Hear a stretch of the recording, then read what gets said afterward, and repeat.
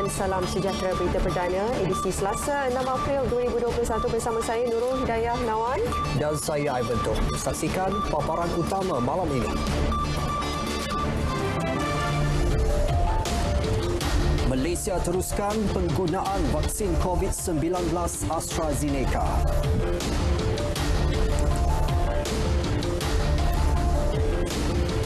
Polis akan lakukan pemeriksaan ketat di setiap sekatan jalan raya menjelang Ramadan.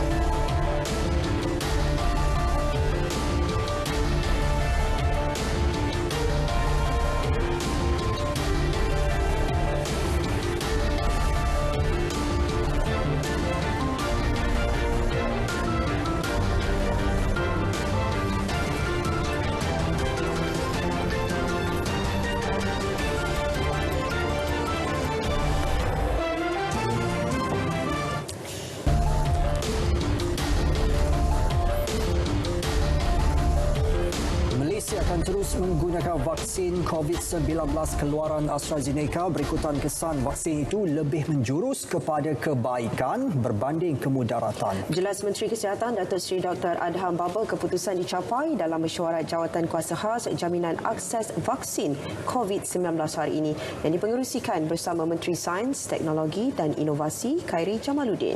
Mesyuarat turut mengambil maklum mengenai kesan vaksin berkenaan yang menyebabkan berlakunya pembekuan darah atau trombosis selain kesan sampingan yang lain. Kajian menunjukkan bahawa kebanyakan kes-kes yang berkaitan dengan vaksin AstraZeneca yang kita belum terima lagi sebenarnya, tapi kita dah buat perjanjian procurement untuk mendapatkan 10% AstraZeneca daripada Thailand dan juga COVAX facility iaitu daripada Korea Selatan. Jadi kita teruskan penggunaan AstraZeneca di negara kita kerana data-data klinikal yang terdapati masih lagi menjurus kepada banyak benefit. Beliau bercakap kepada media selepas menyaksikan majlis tandatangan nota kerjasama antara KKM dan Kementerian Pengangkutan di Putrajaya. Terdahulu, Khairi Jamaluddin memaklumkan Malaysia akan menerima penghantaran pertama 600,000 dos vaksin AstraZeneca Jun ini.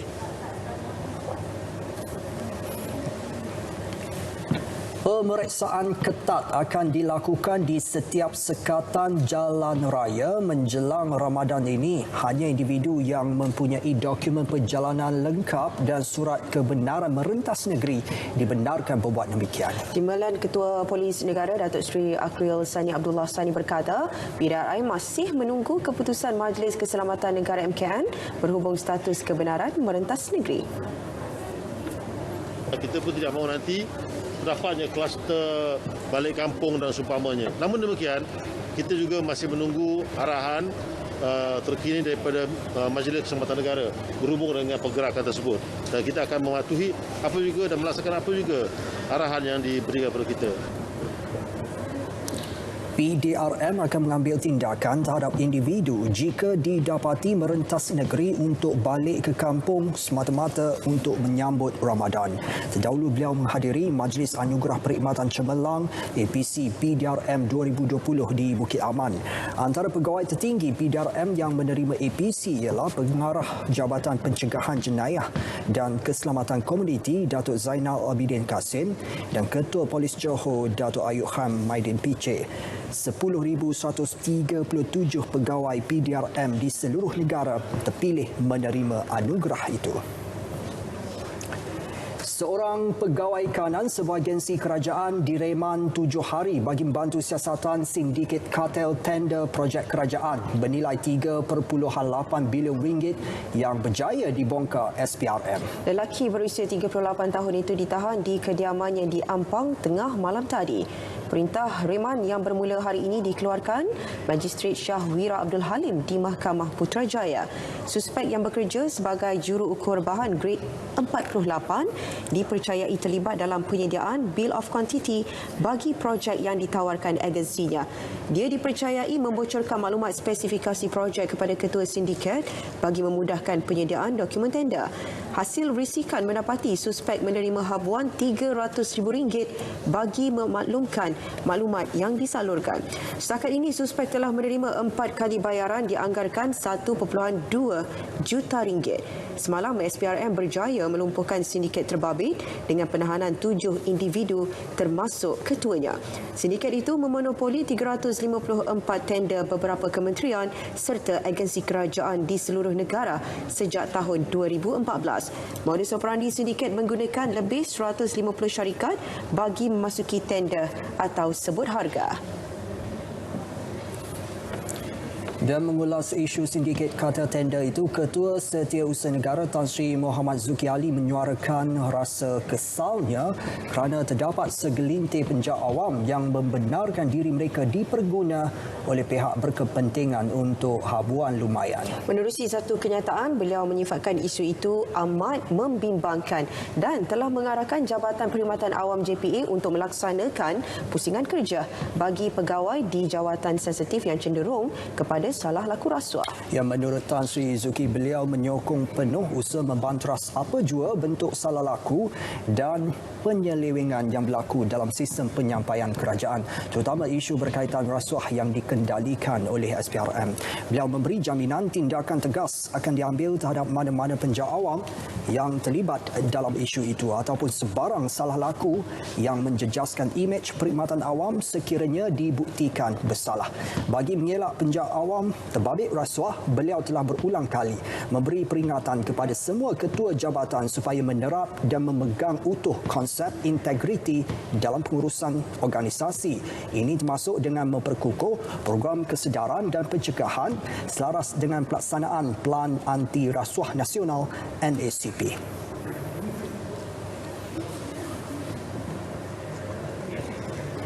Baik, berikut perkembangan situasi semasa COVID-19.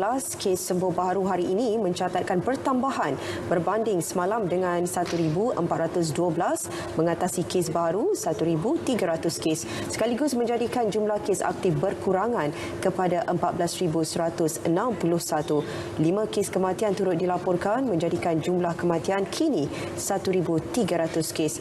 Berikut statistik harian COVID-19 dan kes jangkitan mengikut negeri-negeri.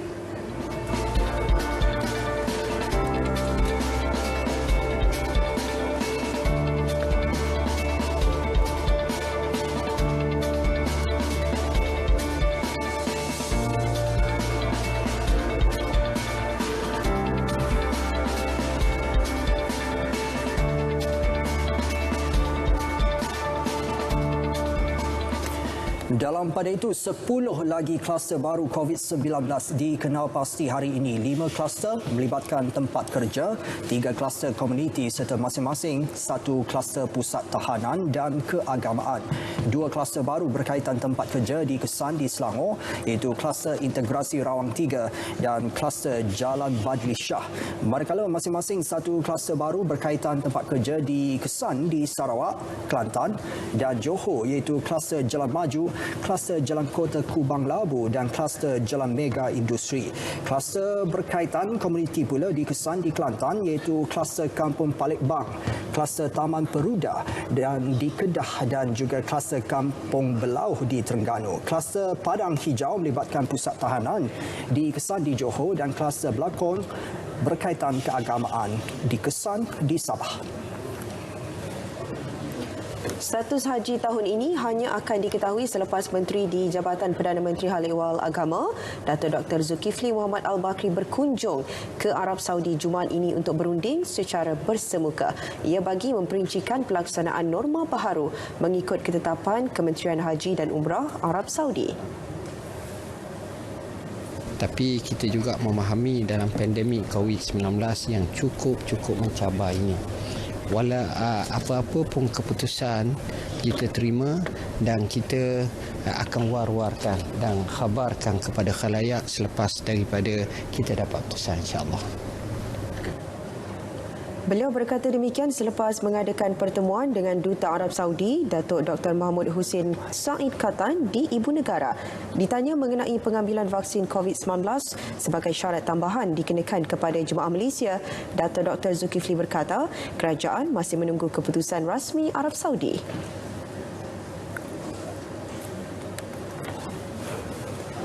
Datuk Dr. Zulkifli turut memaklumkan Majlis Agama Islam Wilayah Persekutuan menetapkan bayaran zakat fitrah tahun ini pada kadar wajib sebanyak RM5 di seluruh wilayah persekutuan dan kadar itu dipersetujui mesyuarat jawatankuasa perundingan hukum syarak wilayah persekutuan.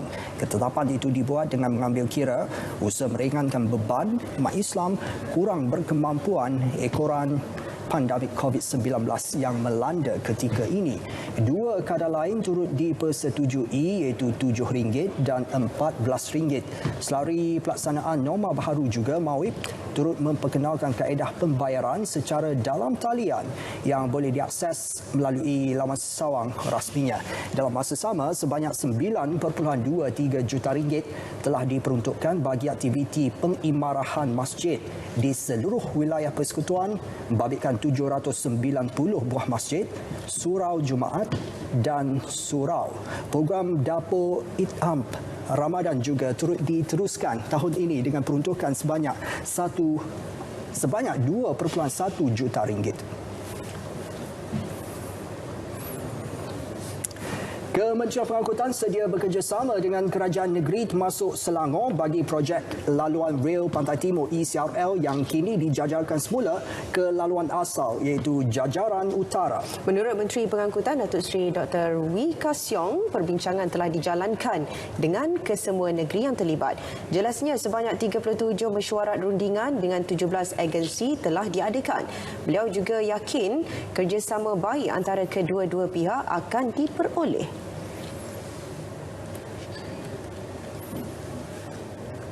We would love to work with all state government, including Selangor.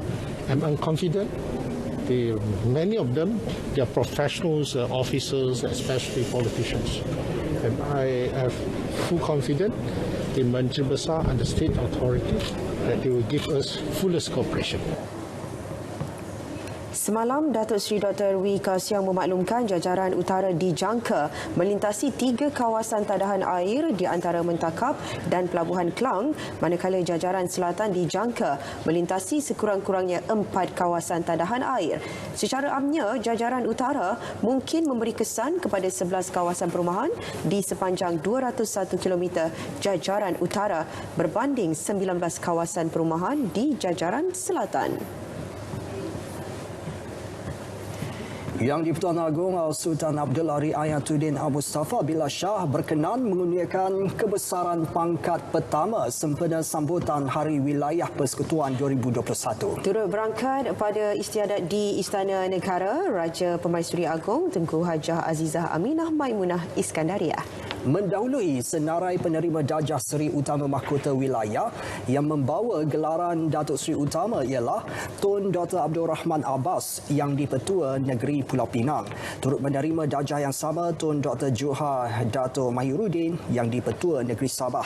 Disusuli Tuan Puan Ragat Kudi Taib, isteri yang di-Pertua Negeri Sarawak, dan Tun Dr. Muhammad Ali Rustam yang di-Pertua Negeri Melaka. Penganugerahan darjah kebesaran ini diberikan kepada tokoh-tokoh yang memberi sumbangan besar kepada kemajuan wilayah persekutuan. Berhadir Menteri Wilayah Persekutuan Tan Sri Anwar Musa.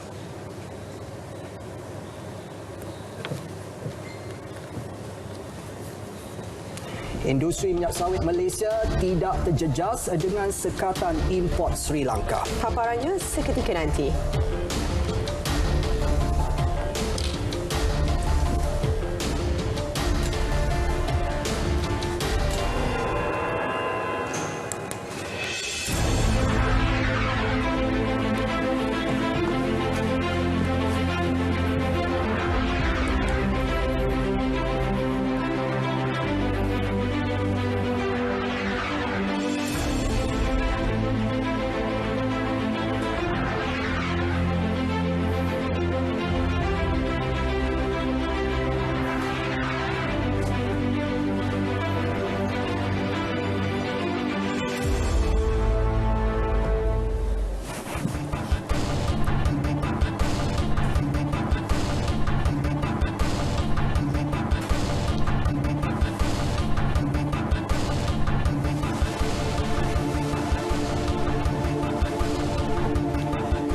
Hartanah negara dijangka pulih sejajar dengan unjuran keluaran dalam negara khas KDNK antara 6 hingga 7.5% tahun ini. Ia turut didorong pelaksanaan program imunisasi kebangsaan sekaligus membolehkan lebih banyak sektor ekonomi beroperasi semula. Menurut Menteri Keuangan Tengku Datuk Seri Zafrul Abdul Aziz, pihaknya sedang merangka belanjawan 2022 yang meneliti perkara yang akan diberi tumpuan holistik. Bagi jangka masa sederhana dan panjang, kerajaan akan menyusun semula struktur ekonomi bagi memastikan pertumbuhan yang mampan dan inklusif melalui rancangan Malaysia ke-12 dan wawasan kemakmuran bersama 2030. Ini termasuklah dalam memastikan penyediaan perumahan yang kondusif dan berkualiti kepada golongan B40 dan M40. Pihak pemaju dan kerajaan negeri juga disaran menyemak data hartanah dikeluarkan Pusat Maklumat Harta Tanah Negara. Langkah itu bagi menentukan projek yang bakal dibangunkan selari dengan permintaan pasaran. Malaysia optimis mampu kekalkan pertumbuhan 2 digit bagi jualan ekspor produk elektrik dan elektronik tahun ini. Jelas Timbalan Menteri Perdagangan Antarabangsa dan Industri Dato' Lim Bang Hong.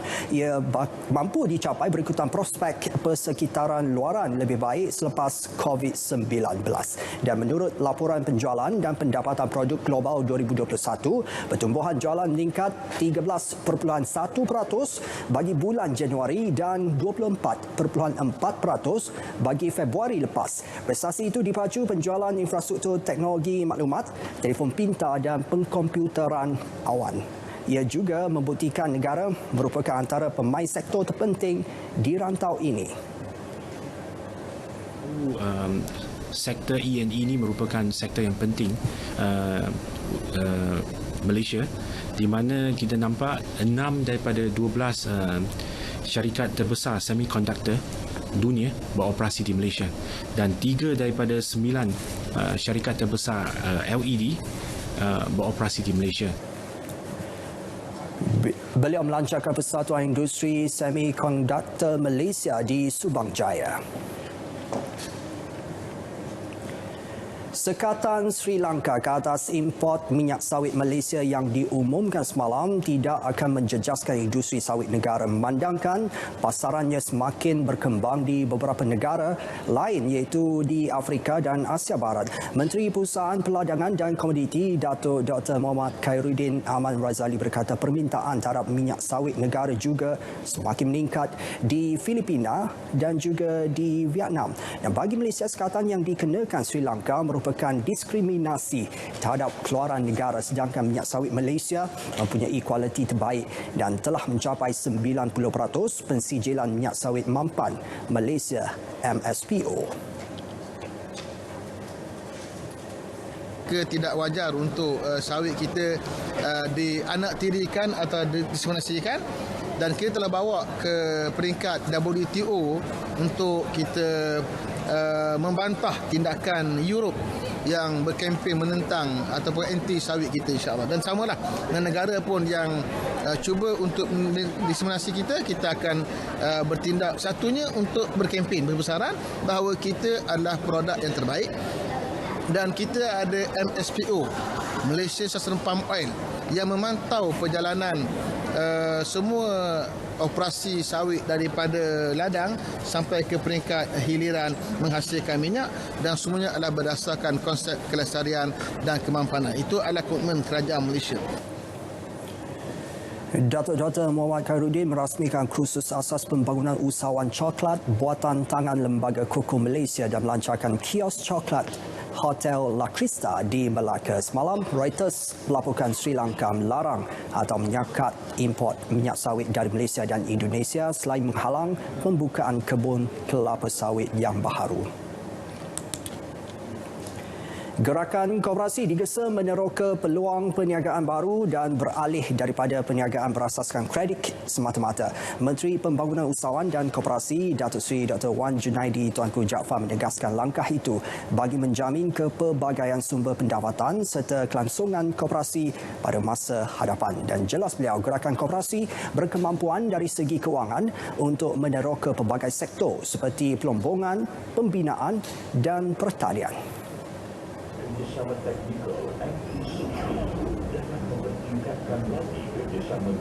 Orang yang terlibat dengan finance, kredit ini patut diversify kepada benda-benda lain. Kita mempunyai sumber kewangan yang besar. Contohnya satu koperasi yang saya tanya kat bawah tu tadi, dia kata dia punya tahunan tu ada 100 lebih juta. Kata 100 lebih juta tu berkemampuan koperasi itu terlibat dengan apa bidang dia mahu aja. Nak jadi retail outlet di seluruh negara pun dia boleh. Macam apa yang Melakat Mall buat. Beliau berkata demikian pada sidang media perasmian seminar digitalisasi koperasi dan teknologi lab IR 4.0. Audit keselamatan wajar diwajibkan terhadap semua syarikat pembinaan.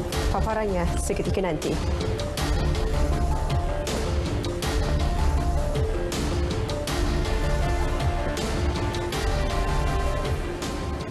Sima 999 bantuan kecemasan kini lebih mudah. SafeMe 999 Polis menghubungkan seluruh rakyat Malaysia kepada pihak polis. SafeMe 999 Deaf untuk golongan kurang upaya pendengaran dan pertuturan.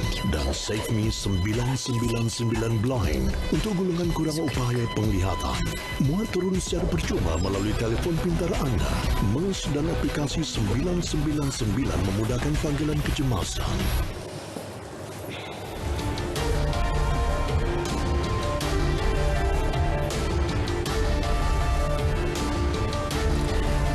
Susulan insiden di tapak pembinaan lebuhraya bertingkat Sungai Besi Ulu Klang Suka pada 3 dan 22 Mac lalu, banyak pihak menyarankan SOP lebih ketat diperkenal, fokus kepada aspek keselamatan. Terdapat juga pihak yang menggesa supaya audit keselamatan diwajibkan terhadap semua syarikat pembinaan. Setiap saranan dan juga gesaan memang ada kewajarannya kerana selain insiden di projek Suka, terdapat sekurang-kurangnya 15 insiden membabitkan kematian berlaku di tempat kerja sejak 1 Disember 2020. Laporan lanjut bersama wartawan Mohan Chinasami.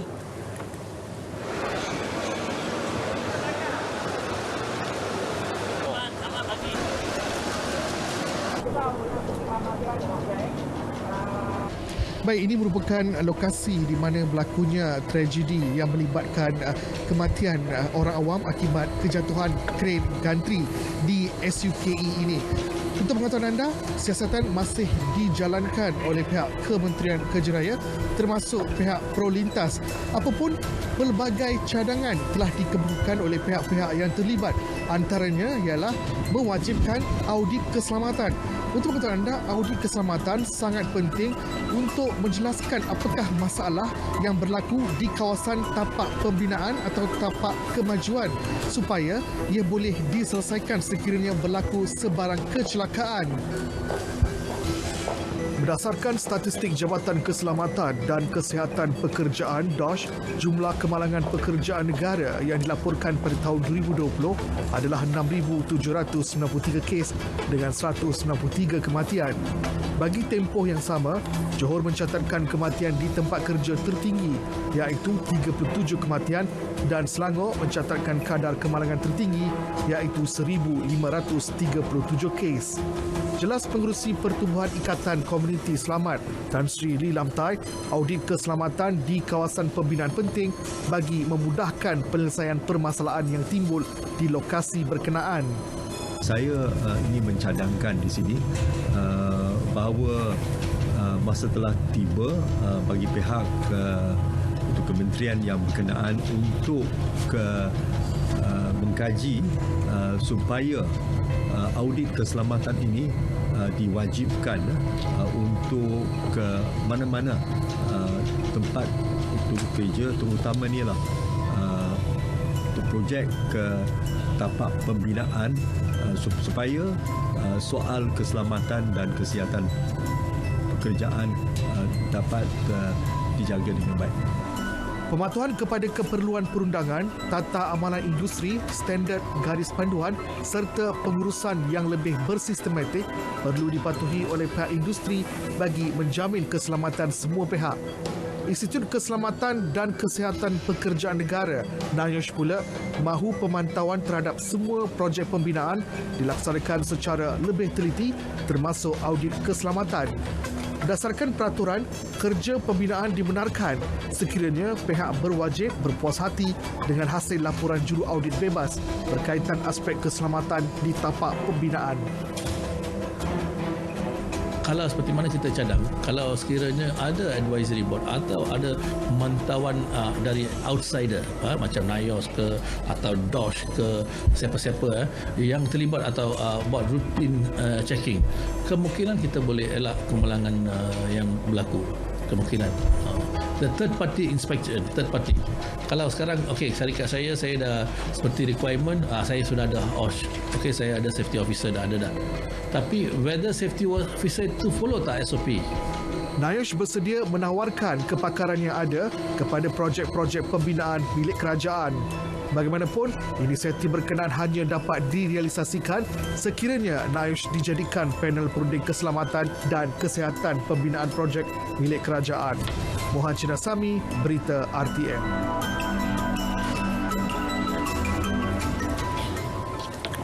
Kementerian Kerja Raya sudah mengambil beberapa langkah bagi memastikan aktiviti sindiket kartel yang memonopoli ratusan tender kerajaan tidak berulang. Antara langkah utama ialah dengan mengenakan bon bernilai RM500,000 bagi bidaan tender kementerian untuk projek dan penyelenggaraan. Dan jelas Menteri Kerja Raya Datuk Seri Fadilah Yusof, kaedah itu secara langsung memastikan keseluruhan harga bidaan tender tidak dipengaruhi.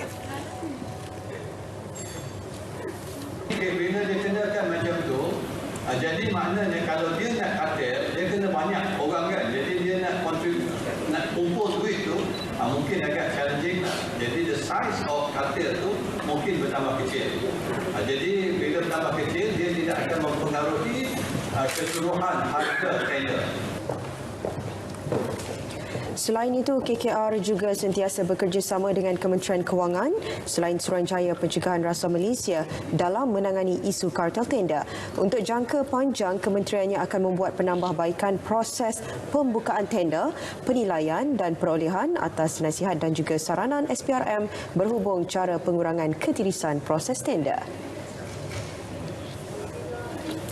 Institut Penyelidikan dan Kemajuan Pertanian Malaysia MARDI belanjakan teknologi baja pintar Green Code bagi tanaman mangga dan betik.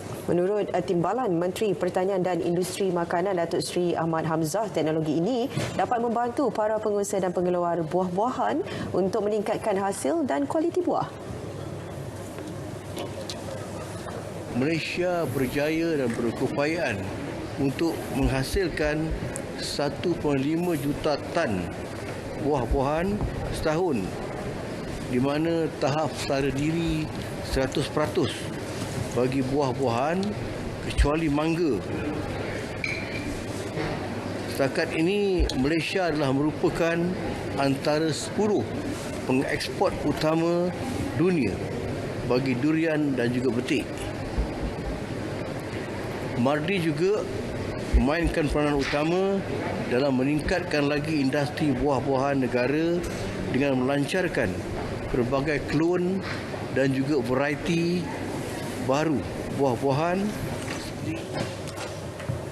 Teknologi itu juga dapat mengurangkan kos pengeluaran bagi mengurangkan harga jualan buah mangga dan betik. Datuk Seri Ahmad merasmikan Persidangan Buah-buahan Kebangsaan 2021 di Ibu Pejabat MARDI di Sedang Selangor. Persidangan anjuran MARDI dan International Tropical Fruits Network dalam talian itu disertai 300 peserta. Bertemakan buah-buahan ke arah memperkasa industri pertanian negara, persidangan berlangsung bermula hari ini sehingga 8 April. Berita perdana, kita teruskan dengan segmen sukan. Bersama rakan penyampai Ifah Hazim. Silakan Ifah. atlet para negara mula terima vaksin minggu depan. Kalender Liga Malaysia dipindah lagi.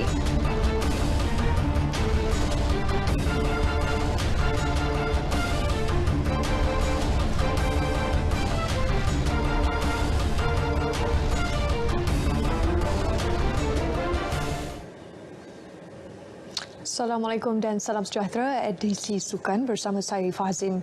Atlet para negara yang bakal menyertai Sukan Paralimpik Tokyo 2020 akan menerima suntikan pertama vaksin COVID-19 bermula 13 April ini. Perkara itu diumumkan Presiden Majlis Paralimpik Malaysia MPM Datuk Seri Megadi Syariman Zaharuddin. Namun, perincian mengenai suntikan berkenaan hanya akan diketahui beberapa hari sebelum tarikh berkenaan. Untuk vaccination tu saya difahamkan insya-Allah pada 13 hari bulan, tak silap saya, 13 bulan April, di mana vaccination imunisasi pertama untuk atlet dan juga menteri. Sekali dengan saya mungkin dibuat sama ada di, saya dapat maklum balas daripada ASN tadi, sama ada di ASN atau di poliklinik, bukan poliklinik, apa tu, pusat kesihatan di Ceras, tak silap.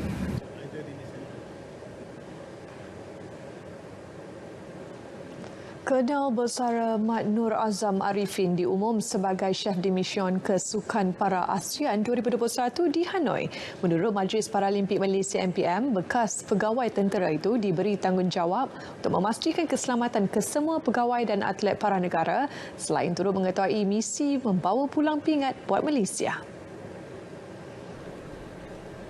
Merupakan bekas atlet para badminton kebangsaan, Mat Nur Azam juga merupakan bekas ahli Majlis MPM serta bekas ahli jawatankuasa para di Persatuan Badminton Malaysia. Beliau juga pernah menjawat jawatan Setiausaha Agung Persekutuan Sukan Para ASEAN. Jadi untuk sukan ini, saya merasakan yang satu cabaran yang besar. Kerana dalam keadaan dunia yang sedang hadapi COVID-19 ini, pelbagai perkara kita kena lalui. Sebagai ketua kontijen, dah tentu tugas saya adalah untuk mencapai sasaran yang telah ditetapkan. Pelantikan Mat Nur Azam disifatkan sebagai penghargaan ke atas jasanya yang telah berkhidmat selama 36 tahun kepada negara. Selain itu, beliau turut mempunyai pengalaman menjadi pengarah kejohanan acara badminton pada Sukan Para ASEAN 2003 juga di Hanoi.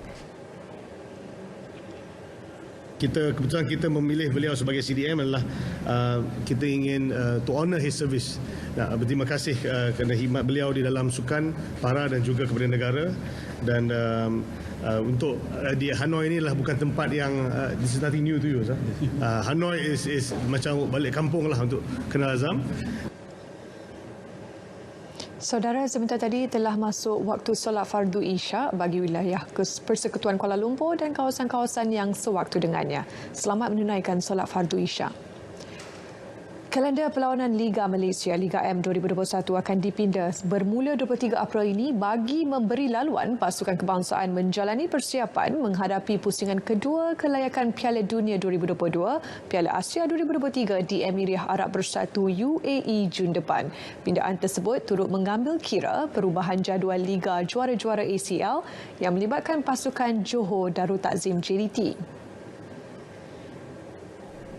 Ketua Pegawai Eksekutif Liga Bola Sepak Malaysia MFL, Datuk Abdul Ghani Hassan berkata, pengurusan skuad Harimau Melaya telah memohon untuk memulakan kem latihan pusat bermula 16 Mei depan sementara saingan ACL Zon Timur yang dijadual bermula pada 21 April hingga 7 Mei telah dipindah kepada 21 Jun hingga 7 Julai. Keputusan pindaan kalender perlawanan tersebut dibuat selepas mesyuarat secara dalam talian bersama kesemua pasukan Liga M. Selain saingan ACL tumpuan turut perlu diberi kepada dua wakil negara iaitu Kedah Darul Aman FC dan Terengganu FC yang bersaing dalam saingan peringkat kumpulan Piala AFC secara berpusat di Singapura dari 22 hingga 28 Jun. Pada masa sama, Abdul Ghani berkata perubahan kalender perlawanan Liga M turut menyaksikan tarikh tempoh pendaftaran kedua Liga M musim ini terpaksa dipindah daripada 5 Julai hingga 1 Ogos kepada 3 Mei hingga 30 Mei. Sementara itu, Abdul Ghani menjelaskan saingan Liga Super dijadual berakhir pada 14 Ogos manakala Liga Premier pada 8 Ogos.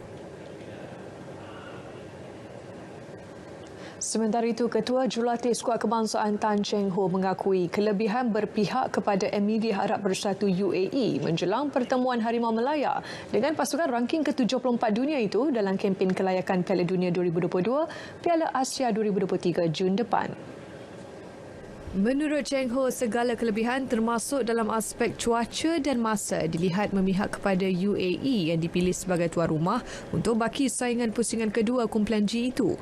Malah pengendali berusia 52 tahun itu berkata, UAE turut dilihat begitu serius dalam memburu slot ke pusingan akhir Piala Asia 2023 selepas mengharungi 5 aksi persahabatan dalam tempoh 6 bulan sejak Oktober lepas. Selain UAE, turut sama serius menjalani persiapan awal ialah dua lagi pasukan, Vietnam dan Thailand, manakala Harimau Melaya pula baru selesai menjalani kem latihan pusat pertama dalam tempoh 16 bulan di Johor Bahru baru-baru ini. Menurut Cheng Ho, biarpun Vietnam dan Thailand tidak mengadakan sebarang aksi persahabatan antarabangsa, namun dua pencabar itu telah menjalani 3 hingga 4 kem latihan pusat. Malaysia yang berada di ranking ke-153 dunia akan menentang UAE pada 3 Jun sebelum berdepan pendahulu kumpulan G Vietnam pada 11 Jun dan menutup kempen menentang Thailand pada 15 Jun. Juara setiap kumpulan dan 4 pasukan di kedudukan kedua terbaik akan layak secara automatik ke Piala Asia 2023 dan pusingan ketiga kempen kelayakan ke Piala Dunia 2022. Susulan cadangan penggunaan sistem pemarkahan baharu Sukan Badminton, Persatuan Badminton Malaysia BAM akan mempertimbangkan maklum balas pemain dan jurulatih terlebih dahulu sebelum membuat sebarang keputusan. Setiausaha Agung BAM Datuk Kenny Goh berkata, selain pemain dan jurulatih, BAM juga akan mengambil pendekatan tunggu dan lihat terhadap pendirian negara lain mengenai cadangan Indonesia dan Maldives itu yang turut menerima persetujuan Presiden BWF Paul Eric Hoyer.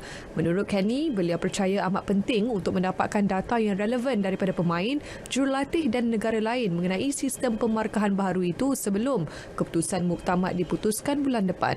Mengikut laporan media asing, BWF akan mengundi bulan depan mengenai cadangan menukar sistem pemarkahan semasa iaitu 21 mata dalam 3 set kepada 11 mata dalam 5 set sebagai usaha meningkatkan sensasi perlawanan dan lebih menarik untuk ditonton di televisyen. BWF juga perlu mengadakan ujian terlebih dahulu melibatkan kejohanan besar bagi menilai keberkesanan sistem baharu yang dicadangkan itu. Badan Induk Badminton Dunia itu bagaimanapun memerlukan undi majoriti 2/3 daripada anggotanya pada mesyuarat agung tahunan BWF 22 Mei ini. Sebelum ini, cadangan sama telah digerakkan untuk menukar sistem pemarkahan pada 2014 dan 2018 tetapi gagal mendapat perhatian anggota BWF. Kementerian Belia dan Sukan KBS bakal melancarkan kanvas visi Sukan Negara, kanvas VSN 2030 yang menggariskan perancangan pembangunan sukan negara untuk tempoh 10 tahun. Menerusinya, masyarakat boleh menyalurkan pandangan masing-masing mengenai sektor itu.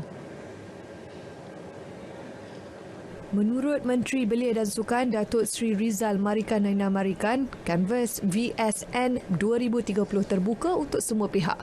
Melaluinya, pendemokrasian sukan dapat dilaksanakan sekaligus memenuhi aspirasi rakyat secara keseluruhan. Selain penglibatan umum, ia turut membabitkan sudut latar geografi, ekonomi dan akses kepada fasiliti sukan yang lebih baik. Ia akan digerak dua komponen utama iaitu pembudayaan dan kecemerlangan sukan. Datuk Seri Rizal berkata perancangan sedekat itu boleh menjadi dokumen rasmi kerajaan yang dinamik. Kanvas VSN 2030 akan dilancar esok. Yang di-Pertuan Agong Al-Sultan Abdullah Riayatuddin Al-Mustafa Bilal Shah dan Raja Pemaisuri Agong Tunku Haja Azizah Aminah Maimunah Iskandariah berkenan menerima persembahan raket yang dipakai Lee Zijia ketika perlawanan akhir All England 2021 tempoh hari. Baginda berdua turut berkenan menyaksikan pingat yang dimenangi pada perlawanan berkenaan. Raket berkenaan digunakan pemain perseorangan lelaki negara itu ketika menewaskan juara bertahan dari Denmark, Victor Axelsen. Yang di-Pertuan Agong turut berkenan menyaksikan pelak gelaran terbuka Switzerland 2021 dimenangi beregu wanita negara Perlitan Emtina. Terdahulu Sri Paduka Baginda berdua berkenan berangkat menghadiri jamuan teh bersama pasukan badminton negara ke kejuaraan All England 2021 di Istana Negara. Majlis Pelancongan Malaysia MTC optimis kombinasi antara sektor pelancongan dan sukan mampu memantapkan ekonomi melalui inisiatif pelancongan golf. Justeru penganjuran Malaysia Tourism Friendly Golf Challenge diharap dapat menarik penglibatan sekitar 6,000 agensi pelancongan di Malaysia. Menurut Presiden MTC Uzaidi Udanis, pelancongan golf merupakan segmen berpotensi membantu industri pelancongan negara kerana mampu menarik pelancong antarabangsa apabila sempadan negara dibuka kelak. Untuk lihatkan untuk menarik lebih ramai penggiat industri involved in tourism. Kita mempunyai lebih kurang 6,000 travel agents. Tapi yang golongan travel agent yang berkecimpung dalam golf tourism amat sikit. Ini bahaya sebab kita mempunyai banyak-banyak golf course yang sangat cantik yang ada yang boleh menarik lebih ramai pelancong-pelancong antarabangsa. Semasa sebelum Covid, kita telah tahu Korea bila masa musim winter ni, musim sejuk, datang ke sini, tinggal sini 2 bulan untuk main golf saja. Sebagai sektor ketiga terbesar yang menyumbang pulangan ekonomi kepada negara, industri pelancongan dengan pembabititan sukan mampu mengembalikan kerancakan seperti mana sebelum pandemik melanda. Malaysia Tourism Friendly Golf Challenge yang bakal bermula Sabtu ini telah menerima 40 penyertaan dari agensi-agensi pelancongan setiap negeri.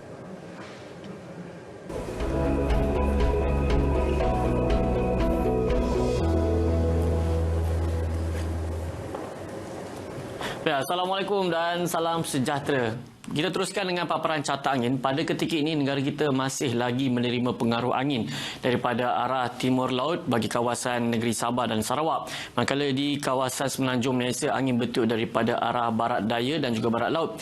Dan terdapat kawasan penumpuan angin di Selat Melaka dan juga di utara di negeri Sarawak yang mana ini adalah kondusif bagi pembentukan awan aktif yang boleh membawa keadaan cuaca lembat, hujan dan juga ribut petir. Dan pada ketika ini juga Met Malaysia tidak mengeluarkan sebarang amaran angin kencang serta laut bergelora di mana-mana kawasan perairan di rantau negara kita. Baiklah, seterusnya kita beralih ke paparan imej satelit bagi melihat keadaan cuaca semasa. Pada ketika ini di utara semenanjung Malaysia terdapat kelompok awan aktif, begitu juga di bahagian utara perairan di negeri Sarawak. Dan bagi melihat keadaan ini dengan lebih terperinci, kita beralih ke paparan gempa radar. Pada kali ini jelas menunjukkan hujan berserta ribut petir kini sedang berlaku melibatkan di negeri Perlis, Kedah di utara di negeri Perak, begitu juga di utara dan juga pedalaman di negeri Kelantan. Hujan yang berlaku ini insya-Allah akan beransur reda dalam tempoh 1 hingga ke 2 jam sahaja. Dan menjelang ke esok pagi, kita jangkakan hujan berserta ribut petir di satu tempat akan berlaku melibatkan negeri pantai barat semenanjung Malaysia daripada negeri Perak sehingga ke negeri Johor. Dan bagi mereka yang hendak pergi bekerja esok pagi, rancanglah perjalanan anda dengan keluar lebih awal untuk mengelak waktu-waktu puncak, dan tambahan pula dengan cuaca hujan boleh menyebabkan kesesakan jalan raya. Dan bagi anda yang menunggang motosikal pula, bersiap sedia dengan baju hujan. Baiklah, bagi negeri Sabah dan Sarawak pada ketika ini tiada hujan yang berlaku dalam keadaan mendung. Manakala di negeri Sarawak pula, seperti apa yang saya katakan tadi, hujan berserta ribut petir kini sedang berlaku melibatkan di bahagian Limbang dan juga di bahagian Miri. Keadaan ini boleh berlanjutan sehingga ke lewat malam nanti. Menjelang ke esok pagi, insya-Allah keadaan cuaca baik dalam keadaan mendung, tetapi hujan di satu tempat masih lagi akan berlaku melibatkan di kawasan perairan sepanjang perairan di negeri Sabah dan juga di perairan di negeri Sarawak. Dan bagi anda untuk mendapatkan informasi yang lebih terkini, anda boleh layari laman sesawang kami di www.met.gov.my ataupun muat turun aplikasi My Cuaca ataupun Facebook, Instagram dan juga Twitter. Mudah hanya di hujung jari anda. Baiklah, sebelum pisah, kita lihat ramalan cuaca bagi bandar-bandar utama di seluruh Malaysia. Sekian pada Map Malaysia, saya Wan Hafiz. Assalamualaikum dan salam sejahtera.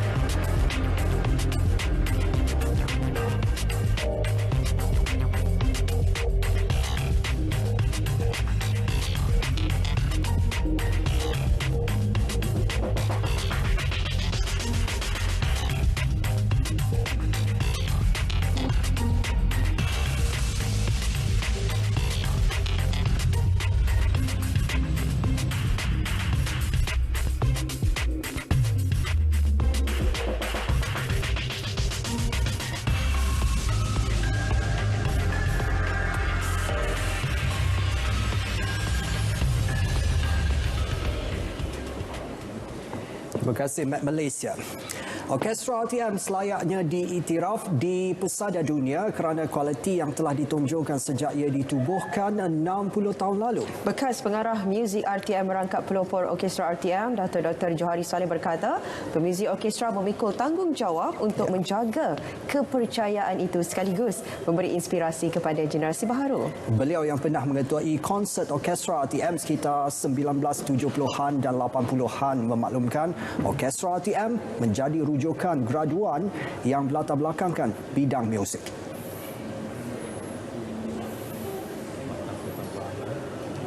Sekarang ni orkestra RTM sudah mencapai satu tahap yang begitu cemerlang, yang begitu baik, yang boleh saya anggap sebagai level yang tinggi, yang setimpal dengan yang orang panggil persada dunia, world class punya ni. Dan tu selain daripada itu, orkestra RTM sekarang ini menjadi aspirasi untuk generasi muda yang mana graduan yang belajar di universiti dalam program-program muzik, dijadikan orkestra RTM itu sebagai aspirasi supaya kepada dia punya cita-cita lepas aku graduate, nanti aku akan jadi salah satu daripada itu. Sama dengan RTM pada tahun 1961. Beliau ditemui selepas menjadi panel dalam program Selamat Pagi Malaysia di Angkasa Puri. Datuk Dr. Johari pernah mengemudi orkestra RTM yang melibatkan Allahyarham Bidwanita Saloma dan Tan Sri SM Salim.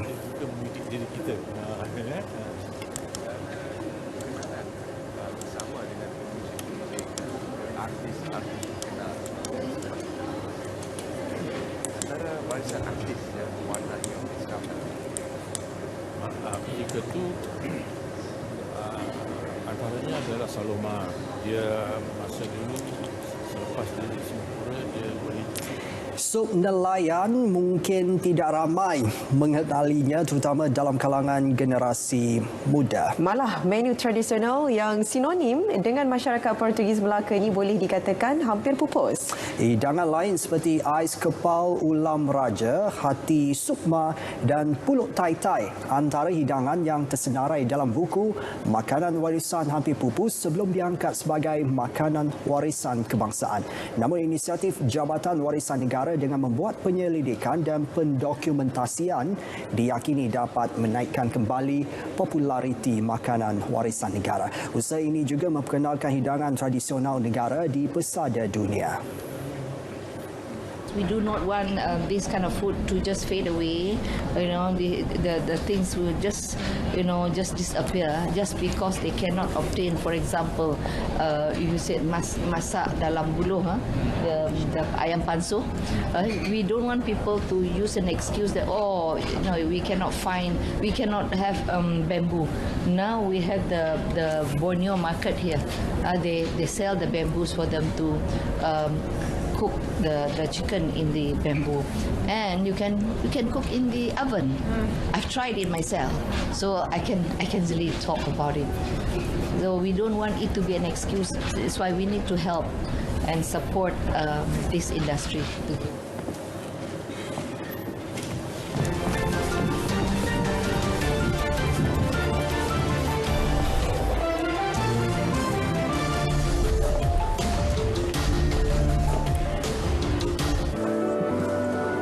Bagi sesetengah orang, kerjaya wartawan adalah mudah. Kerjaya wartawan bukan sekadar berdepan cabaran manusia tetapi juga alam sekitar dan haiwan. Di Rusia, seorang wartawan yang sedang bersiaran secara langsung terpaksa mengejar seekor anjing yang melarikan mikrofonnya.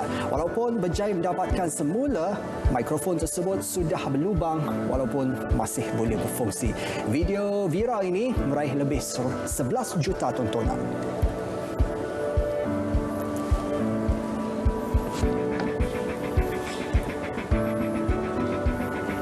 Kejadian yang dimuat naik Petrus Vlogs ini satu iktibar buat semua akibat cuai dan tidak mematikan enjin ketika mengisi minyak menyebabkan sebuah kereta terbakar. Orang ramai yang berada berhampiran bertindak pantas memberikan pertolongan, bagaimanapun tiada kemalangan jiwa dilaporkan.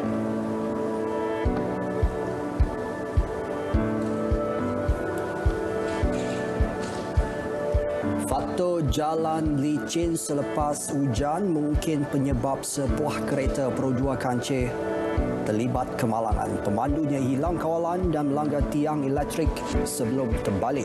Menurut pengguna Facebook dikenali sebagai Muhammad Zamzuri Zam, mangsa selamat dan hanya cedera ringan. Hidangan istimewa belut seperti sup belut, belut masak paprik atau belut goreng selalunya mendapat permintaan tinggi, namun tanpa kaedah yang betul untuk menyiang dan memasak belut bukan sesuatu yang mudah. Seorang wanita terkejut dan menjerit apabila belut yang masih hidup melompat keluar setelah ditabur garam. Bagi netizen, tindakan tersebut dianggap kurang bijak selain lucu.